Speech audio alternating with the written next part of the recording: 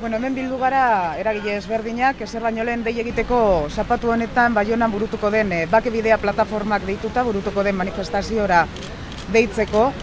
Manifestazio honen helburua, danok dakizunez, azken egunotan burutu diren euskal iheslarien kontrako atxiloketak salatzea izango da. Horregaitzi bildu gara hemen Frantziar kontsulatuaren aurrean, seinalatzeko Frantziar estatuak gatazkaren konponbidean daukan erantzunkizuna, batez ere zabaldu den egoera berri honetan.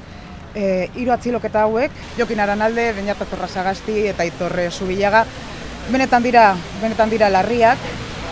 Izan ere, hau izan da, eta horrela ulertzen dugu, hau izan da erantzun zuzen bat Euskal Iheslari kolektiboak biharritzen egindako ekimen politikoari erantzun zuzena izan da Espainiar estatuaren eta Frantziar estatuaren aldetik. Izan ere, hor ikusten dugu gatazkaren konponbidearen aurrean egiten den edozein ekimenen aurrean bi estatuen aldetik egiten den erantzuna beti izaten dela berdina, represioa eta represio gehiago.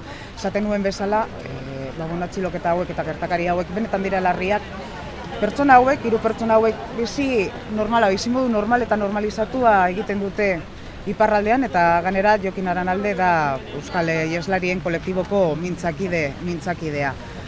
Hemen esan bezala, Frantziar kontsulatuaren aurrean bildu gara, batez ere hori Frantziar estatuak daukan erantzukizuna seinalatzeko. Izan ere Frantziar estatuak ezin du jarraitu Espainiar estatuak markatzen duen inboluzio estrategian bat egiten, parte hartzen, eta ezin du jarraitu ezikusiarena egiten. Bere erantzukizuna, gatazkaren partea da heinean, berentzak erantzukizuna bere gain hartu behar du, eta inplikatu behar da gatazkaren konponbidean.